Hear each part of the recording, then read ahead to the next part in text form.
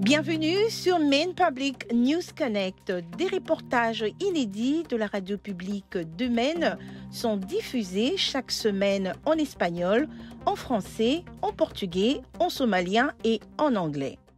Vous êtes sur Maine Public News Connect et bienvenue à vous. Nous sommes aujourd'hui le vendredi 3 mars 2023.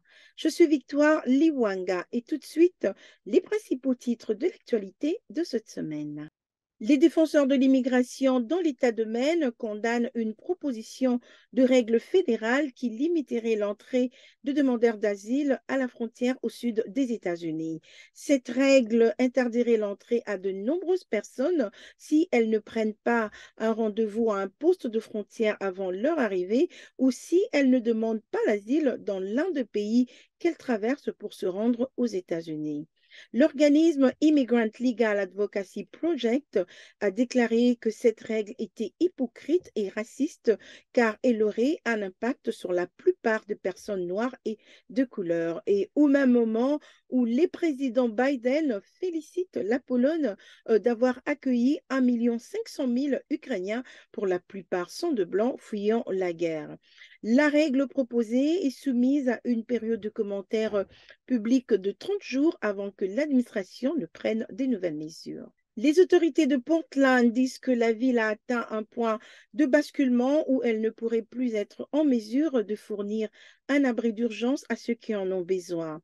Plus de 550 demandeurs d'asile sont arrivés à Portland cette année et ont besoin d'un abri. La ville héberge actuellement plus de 1000 personnes par nuit. Selon Madame le maire Kate Snyder, elle dit que la surcharge du système d'hébergement, la pénurie de personnel capable de gérer ces abris et le récent temps glacial ont poussé les services municipaux et les associations locales à leurs limites. Madame Snyder et d'autres responsables demandent au gouvernement de l'État de les aider à organiser une réponse plus coordonnée à la réinstallation des demandeurs d'asile afin de répondre à la demande croissante d'abris et d'assistance.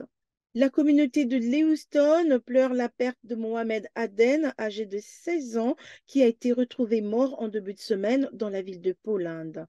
Dans une lettre adressée aux élèves, aux parents et aux enseignants le vendredi dernier, le directeur des écoles publiques de Lewiston, Jack Langley, a décrit Mohamed Aden comme un membre bien aimé de notre communauté qui a aspiré à beaucoup de choses positives tout en poursuivant ses études.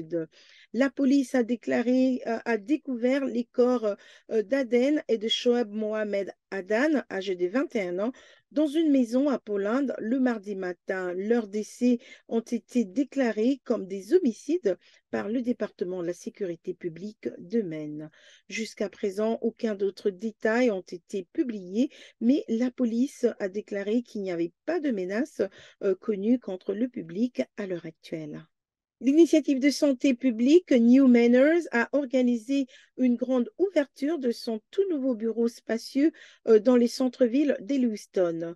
Le groupe propose de nombreux programmes de santé publique destinés aux communautés d'immigrés, notamment de services de santé maternelle, de santé masculine et des traitements de toxicomanie. Le directeur exécutif Ibo Omer a souligné que le travail du groupe s'est étendu pendant la pandémie alors qu'il offrait le transport et les soins aux patients de Covid. Omer a ajouté que ces nouveaux locaux plus spacieux permettront au groupe de gérer plusieurs programmes à la fois et de continuer à développer le service qu'il offre aux communautés d'immigrés de Lewiston et des villes environnantes. C'est la fin de ce bulletin. Merci d'avoir été avec nous. Je vous retrouve au prochain numéro. D'ici là, portez-vous bien et passez une excellente fin de semaine.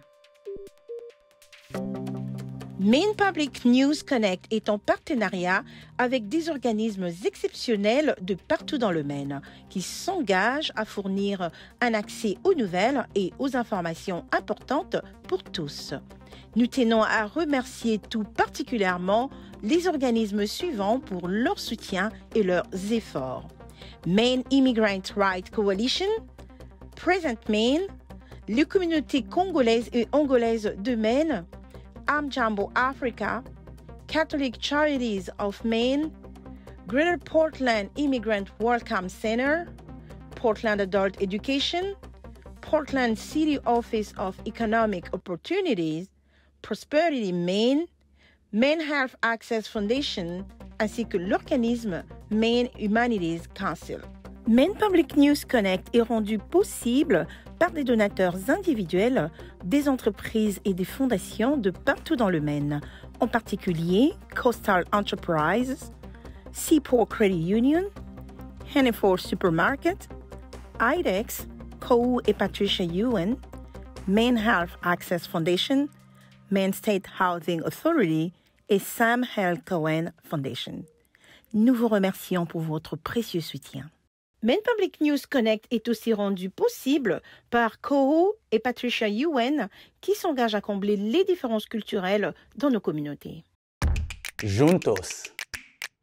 Ensemble. Warajir. Junto. Seaport Credit Union. Together. Chez Maine Housing, nous savons qu'un logement abordable est primordial. Notre programme de prêt pour l'achat d'une première maison offre aux habitants de Maine des taux d'intérêt réduits et une aide de fonds pour l'achat des propriétés aux multiples appartements. Et pour en savoir plus, consultez les sites internet mainehousing.org.